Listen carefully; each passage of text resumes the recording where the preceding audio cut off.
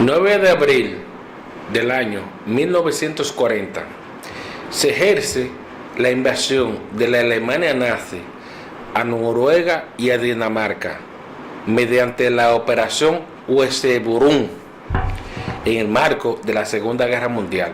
Mi nombre es José Mota y continuamos con Quejas y Querellas Televisión con Clase.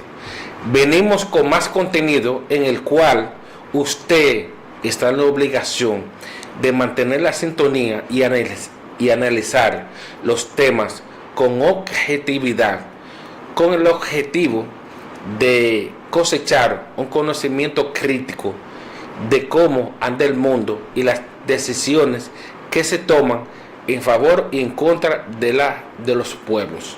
Adelante, Walfa. ¿Por qué un lado de esta isla es hasta 10 veces más rico que el otro, a pesar de compartir la misma tierra y clima? Mientras Haití sigue siendo el país más pobre del continente americano, la República Dominicana disfruta de una economía en crecimiento, un turismo próspero y un nivel de vida mucho más alto. Pero, ¿por qué ocurrió? Para entender esta desigualdad, hay que mirar su historia. Haití fue una colonia francesa basada en la explotación. Tras obtener su independencia en 1804, Francia impuso una deuda equivalente a unos 21.000 millones de dólares actuales. Haití tuvo que pedir préstamos a bancos franceses, lo que arruinó su economía durante más de un siglo. En contraste, la República Dominicana bajo dominio español evitó esa deuda y tuvo mejores condiciones para crecer. La ocupación estadounidense entre 1916 y 1924 ayudó a modernizar la infraestructura y atraer inversiones extranjeras. Además, la gestión ambiental marcó una gran diferencia. Haití ha perdido más del 98% de sus bosques, agravando la pobreza, mientras que la República Dominicana aplicó políticas más efectivas para proteger sus recursos. ¿Crees que Haití podría superar esta desigualdad algún día? Por el simple hecho que ellos estén mal, eso no quiere decir que nosotros estemos bien. Eso quiere decir ese contraste, que los gobiernos corruptos y abusadores que hemos tenido, si hubiesen actuado de otra forma, la historia fuera muy diferente, aunque la desigualdad fuera más abismal.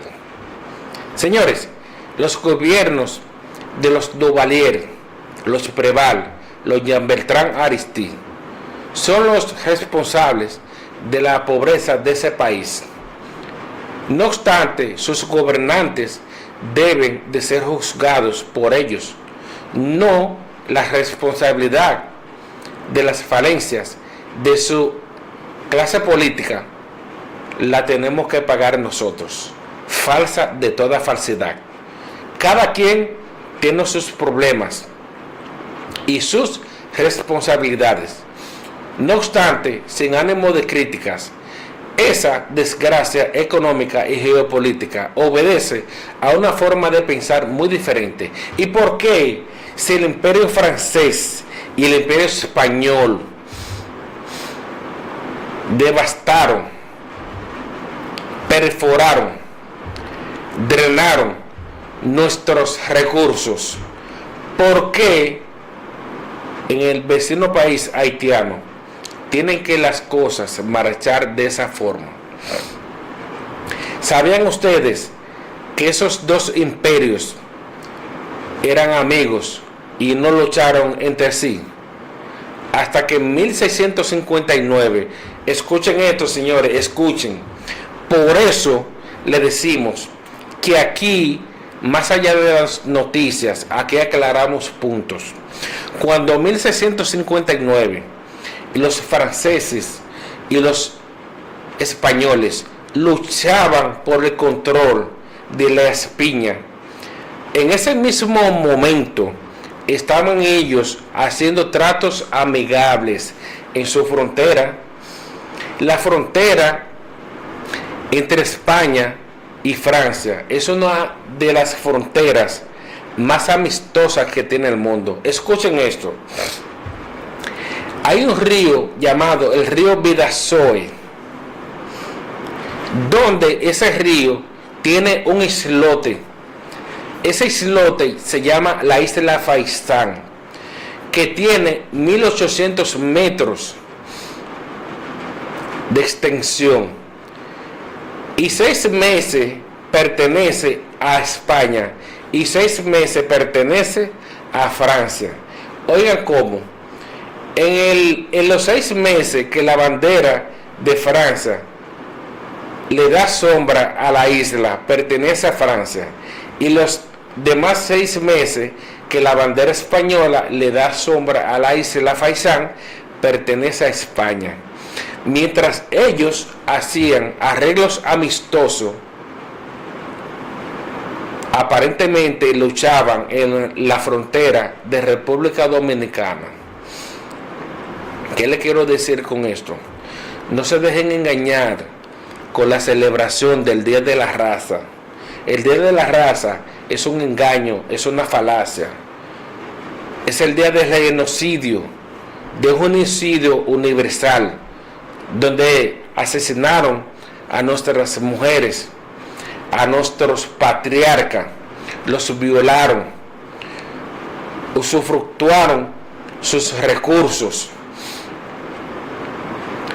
Un abuso atroz en todo el sentido de la palabra.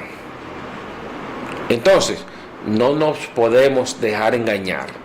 Entonces, remontándonos a 1916, ¿qué pasó aquí? La primera invasión norteamericana. ¿Por qué? Esa invasión obedece a 2 argumentos. Primero, los invadieron con un argumento ficticio, vano, vacío, de poco peso legal y ideológico. Cuando nos invadieron fue con el argumento de que la Alemania nazi estaba intentando invadirlos o atacarlos o bombardearlos a través de República Dominicana, utilizando este país como trampolín. Y el segundo argumento fue por una deuda que se le tenía, la deuda externa, que Trujillo la pagó, que eran aproximadamente 8 o 12 millones de dólares. En ese intervalo oscilaba la deuda externa en ese entonces. Dicho dinero fue depositado en el First National City Bank de Estados Unidos. Cuando inicia plena invasión, el mundo en Europa estaba en la Primera Guerra Mundial. Cuando en el 2014 el asesinato del archiduque Francisco Fernando a manos de un anarquista llamado Gabriel Príncipe, que era miembro de una organización llamada La Mano Negra, una organización anarquista que predominaba en Europa. El Imperio Austrohúngaro le declara la guerra a Serbia y ahí inicia la Primera Guerra Mundial, que finaliza en 1918.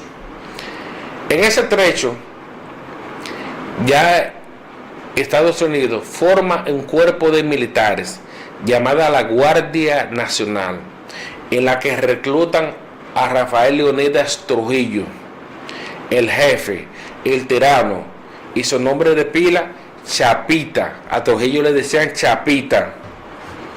Entonces, Trujillo llega a la Guardia Nacional y los norteamericanos ven esa actitud violenta, esa actitud belicista, anarquista, y lo vieron como un prospecto títere para ellos.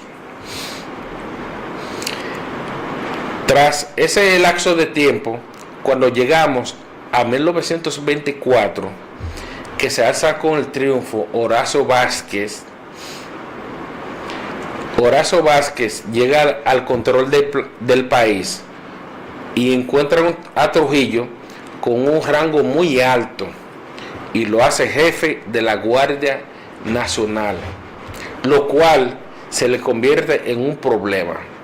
Ya en 1930, Horacio Vázquez intenta trascender más allá de un periodo presidencial y recibe un golpe de Estado donde Trujillo participó en ese golpe de Estado, y en ese periodo de transición se nombró como presidente interino a Rafael Estrella Ureña, y Trujillo finalmente se presenta como candidato presidencial, la cual propicia que no se puedan celebrar unas elecciones sanas en ese entonces, y Trujillo se queda con el poder. Ya en 1930 llega 1933, cuando arriba al poder en Estados Unidos el 33º presidente Franklin Delano Roosevelt, y le da su apoyo incondicional a Trujillo, y comienza la fiesta.